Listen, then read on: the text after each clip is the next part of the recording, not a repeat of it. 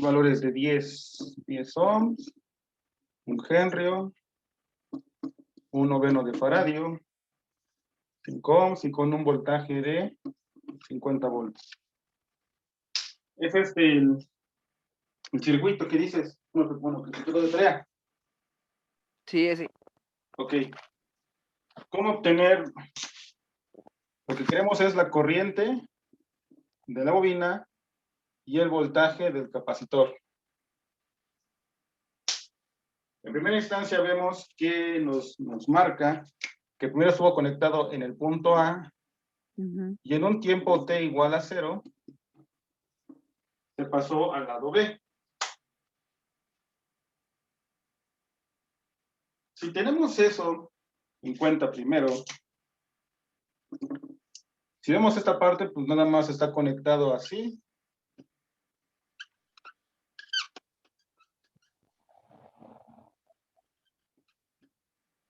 Y esto está de esta forma.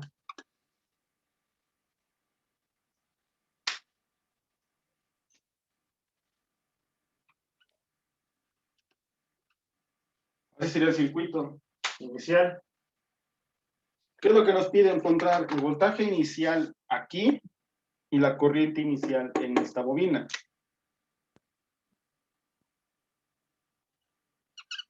Por ejemplo, para obtener la corriente de la bobina, ¿qué haríamos? Sabemos que la corriente de la bobina es la misma corriente que va a tener la resistencia, pues simplemente sacamos la idea, en la cual la corriente de la resistencia va a ser igual a los 50 entre 10 y te va a dar 5 amperes. Y esto, pues, por lo mismo, vimos que es la corriente de la bobina en el tiempo cero. Ya tenemos la primera.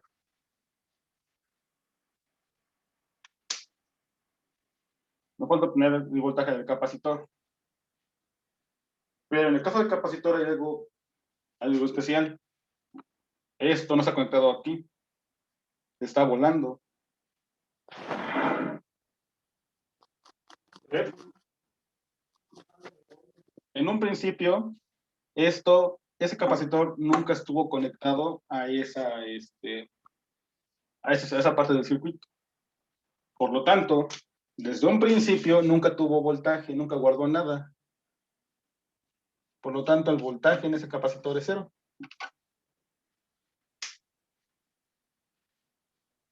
En el tiempo 0, antes de que el switch cambie. ¿Sí se ve por qué? O sea, desde el principio nunca estuvo conectado aquí. Como nunca estuvo conectado, pues nunca tuvo un valor, nunca guardó un valor o nunca hizo algo más. Bueno, aquí no sería esto, ¿no? Sería como el corto. Y aquí está mal. Aquí, pues no podemos ponerlo como circuito abierto. Bueno, a pesar si es un circuito abierto, porque no está conectado directamente. Pero el capacitor, pues no le pasa, nunca tuvo un voltaje, nunca cambió, no guardó nada. Si quisiéramos ver el voltaje de la resistencia, pues menos, porque no está conectado a ninguna fuente. Entonces el voltaje del capacitor en tiempo ideal sería 0. Ya cuando se cierra el circuito, pasamos de del punto A al punto B, pues ahora sí cambia el circuito. Ahora sí se toma en cuenta lo que es la bobina. Y pasamos por acá con esto. Y ahí empezamos a hacer el análisis. No se puede. Exacto. Aquí empezamos a hacer el análisis con con lo que hicimos el clase anterior, porque es de ayer. Obtenemos lo que es alfa, lo que es omega 0. Vemos si alfa es mayor a omega 0, si son iguales, o omega 0 es mayor a alfa. Y de ahí ya obtenemos lo que vimos ayer. Obtenemos esos valores y sustituimos en las ecuaciones que vimos. ¿Qué nos falta encontrar? Los valores de A1 y A2. En este caso les va a salir una ecuación con senos y cosenos, porque omega 0 va a ser mayor a alfa. Pero tenemos en cuenta que Esos son los valores.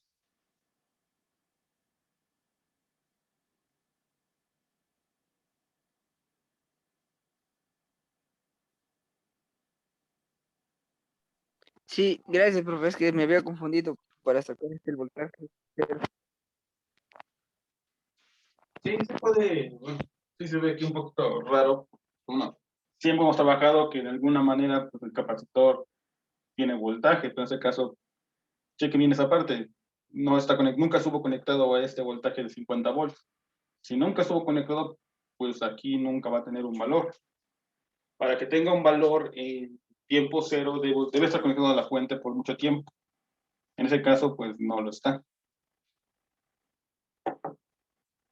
Igual, no, es de hecho no es compañera, compañero que me mandó un mensaje hace rato y me preguntó la misma situación. Si ve el video, pues bueno, aquí está la respuesta a lo que me comentaba. Ok. Como les decía, bueno, hoy será nuestra última clase de esta materia. Antes de empezar con lo que será el último tema, bueno, quisiera pedirles una disculpa por la forma tan apresurada que vimos estos dos últimos temas, lo que fue circuitos de segundo orden y lo que será el tema de hoy. Hubo algunas complicaciones en este curso de verano. La verdad, nos gustó lo que hubiéramos visto un poquito más. Va a abarcar un poco más de temas, pero bueno, la situación no nos dejó. Pero aún así, espero que todo lo que hayamos visto en este curso de verano pues, les sirva para sus siguientes cursos. Todo lo que vemos se va a hacer base para la materia de electrónica analógica, electrónica digital y parte de la materia de control. Así que por lo menos para el próximo semestre sí van a tener que ver esa parte. Muy bien.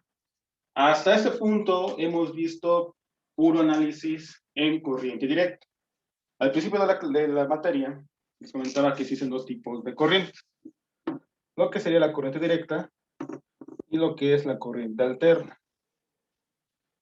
La corriente directa, hemos comentado que es un voltaje que siempre se va a mantener constante. De hecho, lo vimos en los que hicieron la práctica. Vieron que cuando nosotros conectamos nuestro capacitor, pues mostraba primero una línea. Eso quiere decir que estaba en una corriente directa. Si nosotros fuéramos con el osciloscopio y midiéramos directamente a la toma de corrientes o en el aparato que les mencioné, que se llama generador de funciones, podríamos ver ese tipo de señales. Son señales que van cambiando. Por ejemplo, vean, los que hicieron la práctica ven que hicimos una prueba con el osciloscopio cuando conectamos a la señal cuadrada. Esa señal cuadrada, por el simple hecho de tener variaciones de voltaje, se le conoce como corriente alterna. Cualquier variación de voltaje que sea cíclica se le conoce como corriente alterna. ¿A qué me refiero? Por ejemplo, acá. Toda esta señal, de aquí a acá, se le conoce como periodo y se simboliza con una T. Vamos a tener un valor pico máximo y un valor pico negativo. Para que sea una señal prédica, el valor positivo y el valor negativo deben ser iguales. Iguales, pero con diferentes signos. Por ejemplo, aquí podemos decir que tenemos un valor pico máximo de 5 volts y un valor pico negativo, bueno, mínimo, de menos 5 volts. Pero, para que sea cíclica, tiene que ser igual siempre. Es decir, que este periodo se repita indefinidamente. Por eso los voltajes que nos entrega la Comisión Federal de nuestra toma de luz son 120 volts a 60 Hz. Hertz tiene que ver con el tiempo en que va enviando esa señal. Recuerden que el tiempo es igual a 1 sobre la frecuencia. Hicimos esa señal, 1 sobre 60 nos da...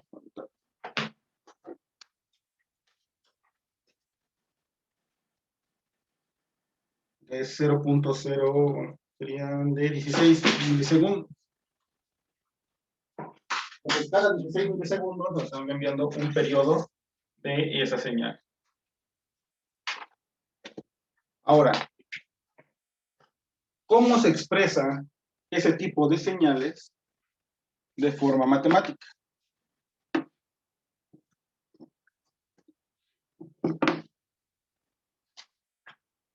Pues se puede formar algo que se llama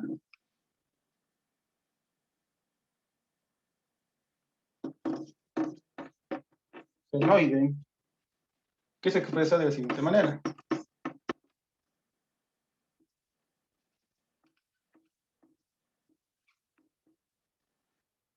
Esa expresión que está ahí de dm seno de omega t nos representa una señal analógica senoidal.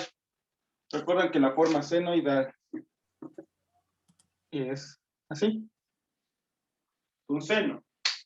También tenemos lo que forma coseno. ¿Alguien se acuerda de las clases de trigonometría? ¿Qué diferencias hay entre un seno y un coseno?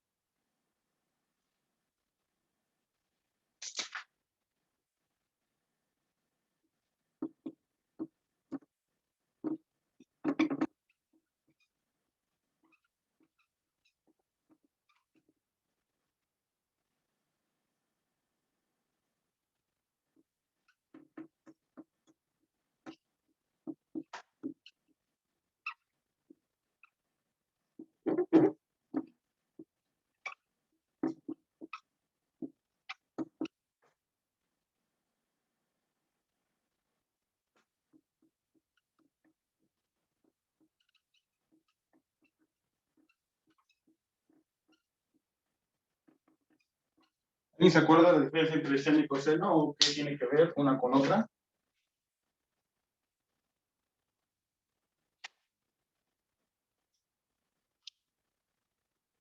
Ok, para los que se acuerdan, había algo que se llama adelanto y atraso.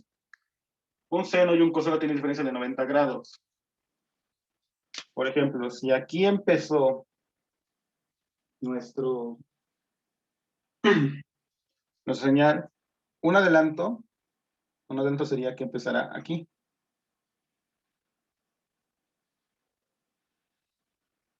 Y un atraso es que la señal empezara aquí.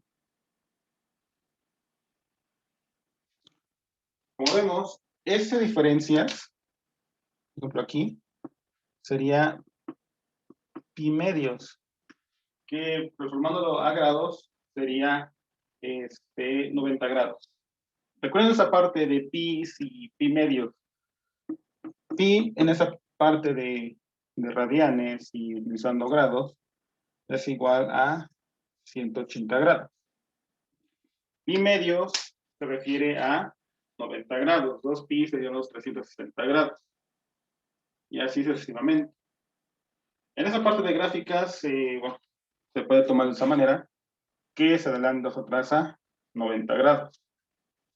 No nos vamos a meter de lleno en esta parte, dado que, bueno, la materia no se trata de trigonometría, ya es aplicando todo esto a la parte de circuitos eléctricos.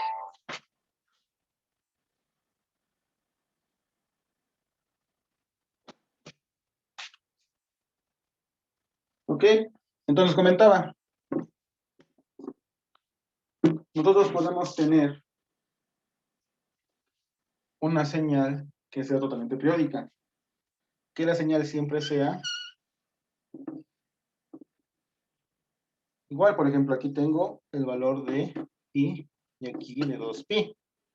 Entonces decía, desde este punto a este punto se va a repetir 180 grados. Y de aquí tendrá que estarse repitiendo una y otra vez, indefinidamente. Se puede tomar de dos formas, tanto como de pi a 2pi, o en forma periódica, que aquí sea la mitad del periodo y aquí sea un periodo. La forma de determinar el periodo es con una T mayúscula. Entonces, cuando se repite toda la señal, una sola vez, se hizo un periodo. Si se vuelve a repetir la misma señal exactamente igual, serán dos periodos. La forma de ver esa forma de periodo, pues podemos decir que omega t es igual a 2pi y que t es igual a 2pi sobre omega. Algo que se me olvidó mencionar es que esa frecuencia angular se mide en radianes sobre segundo. ¿Qué diferencia hay entre radianes y grados? Pues bueno, radianes son 180 grados. De hecho, aquí nos los pone. 2pi, recuerden que son los 360 sobre el omega. Para poder hacer conversiones, busquen bien sus tablas de cómo convertir de radianes a grados. Más adelante en esta clase vamos a ver por qué. Muy bien, entonces hacemos que se repite la señal indefinidamente. Si eso fuera así, ¿puedo borrar esto?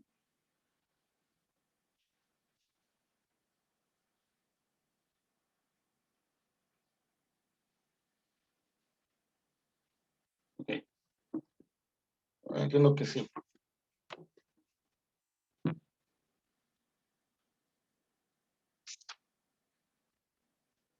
Pues sabemos que si ese voltaje T que acabamos de ver con el seno se repite en tantos periodos, pues puedo poner que ese voltaje más ese periodo, pues tiene que repetirse igual. Si hacemos esto, vemos que mi voltaje de la amplitud de señal por el seno de omega, que sería T más el periodo, será igual a ese voltaje de amplitud por el seno de T más 2pi omega, que es la sustitución que acabamos de ver. Esto, a su vez, sería igual a voltaje por el seno de omega t más 2pi.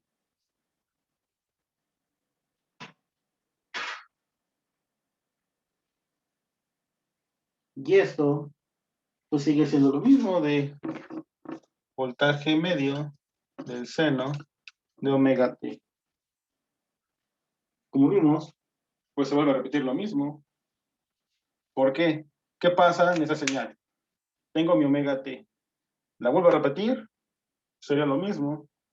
De esta manera podemos decir que para que una señal sea periódica, tiene que ser exactamente igual en todo el tiempo. Si en algún punto hay un cambio, pues ya no sería periódica y esa ecuación como tal ya no podría existir. Ahora, cada voltaje que vamos a empezar a ver en esa parte tiene ya su propia señal, tiene su omega y un tiempo. El tiempo es el que nosotros colocamos. Podemos hacer gráficas, como les comentaba en la parte de exponenciales, en corriente directa con el capacitor de la bobina, en la cual vamos a estar sustituyendo el valor del tiempo.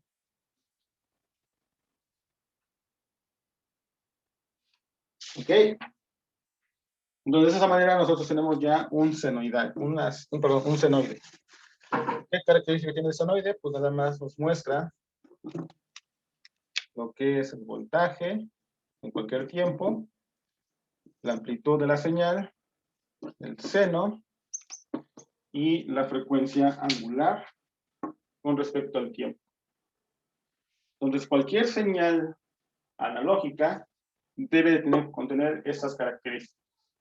La amplitud, la forma de onda, que puede ser seno o coseno, la frecuencia angular con respecto al tiempo. ¿Dudas hasta aquí?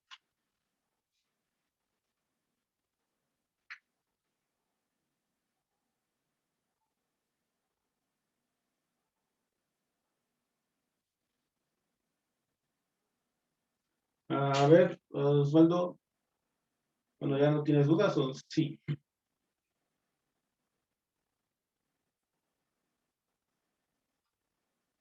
Sí, ¿no? No. Ok. Sé que aquí ya cambiamos un poquito lo que andábamos viendo en corriente directa donde pues simplemente era aplicar un valor ya establecido a esto que ya son senos y cosenos. En esa parte, pues sí se requería, bueno, se requiere más bien, tener un conocimiento un poco básico de lo que son trigonometría para poder hacer algunas ecuaciones. Bueno, no voy a tratar de meterme mucho en esa parte para que tampoco sea bueno, demasiado, pero para materias futuras, pues sí les recomiendo que tengan un poco de la parte de trigonometría. O si quieren, para más fácil, hay libros como el cálculo de Stuart, que en la parte del apéndice tiene una sección completa de trigonometría para que ustedes puedan hacer sus conversiones. Muy bien, entonces tenemos lo que era un senoide, pero también podemos expresar esas funciones con algo que se conoce como fasores. El fasor es un número complejo que representa la amplitud y la fase de un senoide. La forma en que expresarse es la siguiente.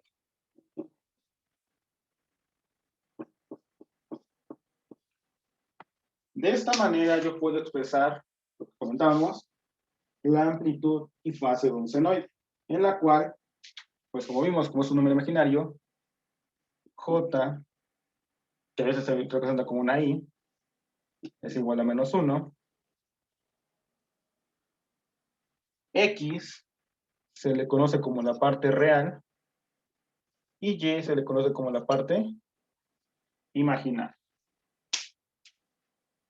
Esa parte de senoides, bueno, perdón, de fasores, se puede expresar de esa manera. Tengo una parte real y una parte imaginaria. Es una forma más fácil para poder expresar estas ángulos de fase. También se les puede expresar de esta misma manera como simplemente la parte real con un ángulo de fase y de una forma exponencial.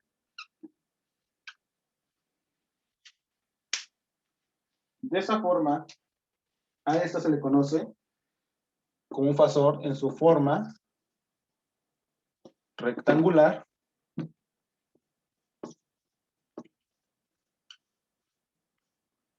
su foro, esto, con la parte real y el ángulo, se le conoce como su forma polar. Y esa exponencial, simplemente así como la forma exponencial. Todo esto nos representará la misma situación.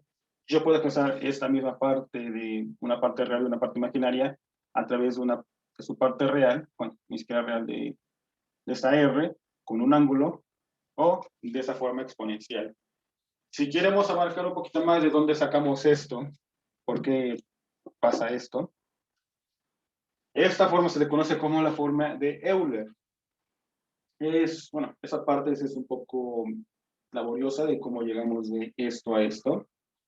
No me meto tampoco en esta parte porque sí abarcaríamos mucho tiempo y no tiene mucho sentido verlo aquí. Lo verán cuando tome la materia de ecuaciones diferenciales, entonces abarca un poquito más de esta forma, pero sí es la forma de Euler. ¿Cómo paso de esto a esto? Que eso sí es importante. Esa, como sea, casi no se utiliza mucho esto en la parte de circuitos, es más utilizar estas dos. ¿Cómo paso de la forma rectangular a la forma polar? Pues bueno, esa forma de X y Y, aunque realmente los números imaginarios no se podrían expresar en una gráfica, pues sí podemos poner que tenemos dos lados en una gráfica, que podemos poner una parte imaginaria y la parte real. Yo puedo expresar esta razón en esta gráfica, en la cual puedo decir que tal vez tengo aquí el valor de X y aquí el valor de Y. Si yo me acerco, pues el punto en el que se interconectan sería esto. Pero ¿cómo podría yo obtener esto?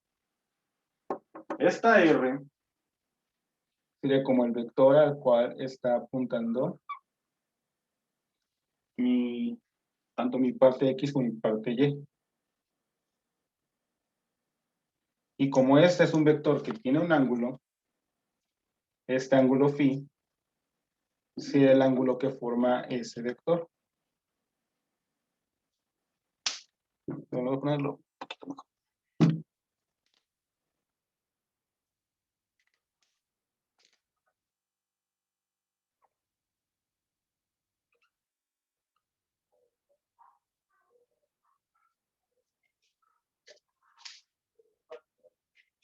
Si observamos bien, ¿a qué cosa se parece esto? ¿Han visto esa figura antes?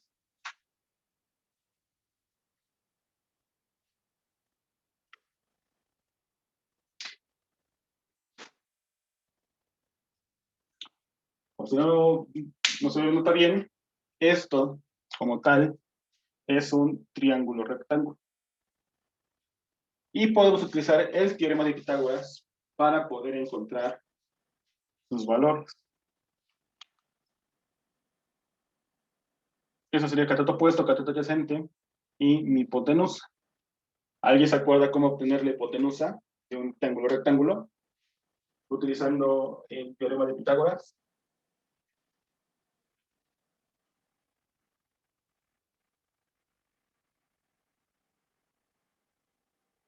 ¿Alguien?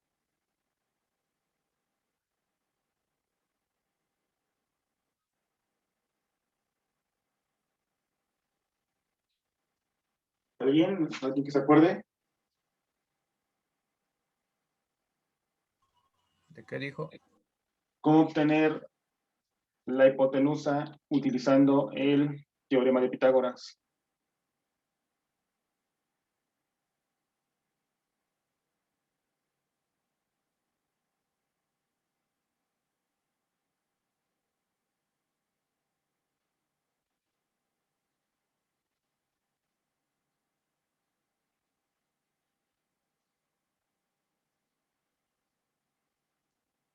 ¿Alguien se acuerda?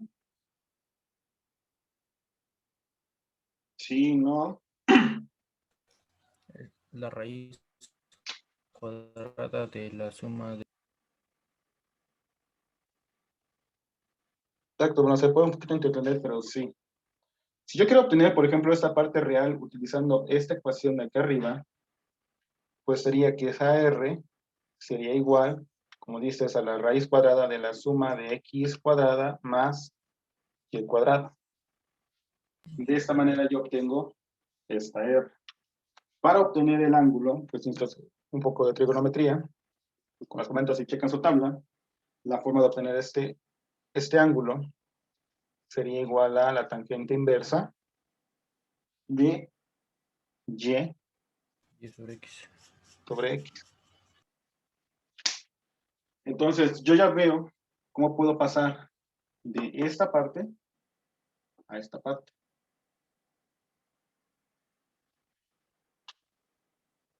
Y viceversa. ¿Cómo paso de esta forma a esto? No, por el voy a ponerlo aquí. Yo tengo R y tengo ángulo, pues para obtener X, igual utilizando trigonometría, sería el valor de R por el coseno del ángulo y Y sería R por el seno Sí. del ángulo. Los que tomaron conmigo la materia de electromagnetismo en segundo semestre, están a acordar que esto era la descomposición de un vector, tanto en su parte X como en su parte Y. Sigue siendo igual un vector, tiene un ángulo. Lo puedes componer en X y Y.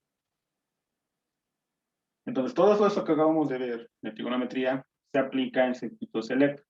Solamente no hemos visto su aplicación, solo hemos visto cómo se puede pasar de un lado a otro, pero así se puede hacer. ¿Dudas con esa parte de fasores hacia ese punto?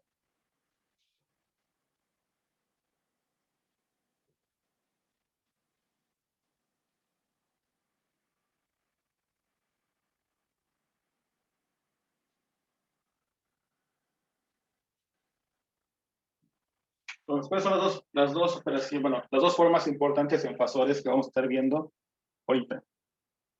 Sería esta en su forma rectangular con la parte imaginaria y su forma polar. ¿De acuerdo? ¿Dudas? No. Ok. Algo que vamos a estar utilizando, lo que se utiliza mucho en la parte de bueno, de circuitos eléctricos en su forma de corriente alterna, es sumar, restar, dividir y multiplicar fasores. ¿Puedo borrar? Sí.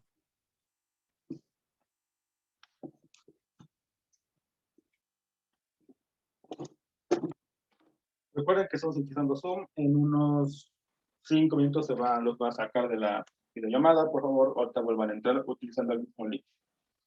Ok. Si yo quiero hacer la suma de fasores, no tengo dos fasores, la forma más sencilla para hacerlo es en su forma rectangular, en la cual lo puedo sumar de esta manera. Tengo mi forma rectangular de mi fasor 1, más la forma rectangular, bueno, la parte real de mi fasor 2, más saco factor común de y, que es igual para la parte imaginaria, entre y1 más y2, que serían las partes imaginarias de los dos fasores. De esta manera puedo hacer una suma de fasores.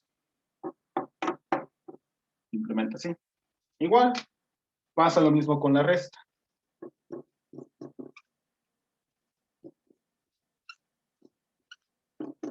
Sería igual a la resta de las partes reales más la resta de las partes imaginarias. ¿Okay? Yo llego y aplico directamente esas operaciones. Pero ¿qué pasa en el caso de la multiplicación?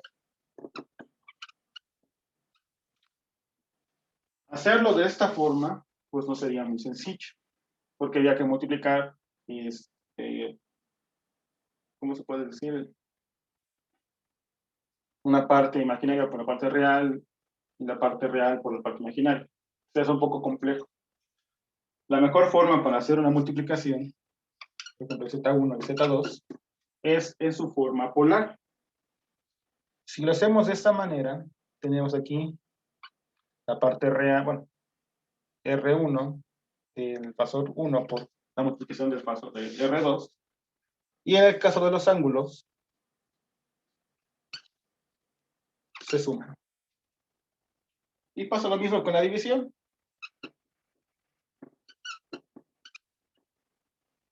Yo quiero sacar la división de Z1 sobre Z2, sería igual otra vez a R1 sobre R2, por la resta, bueno, no por, sino el ángulo nos quedaría por la resta de los dos ángulos. Recuerden que esta parte no se multiplica, simplemente se coloca lo que sería nuestro ángulo. Entonces vemos que para suma y resta, pues conviene mucho tener la parte rectangular, y para multiplicación y división de fasores, pues nos conviene la parte polar.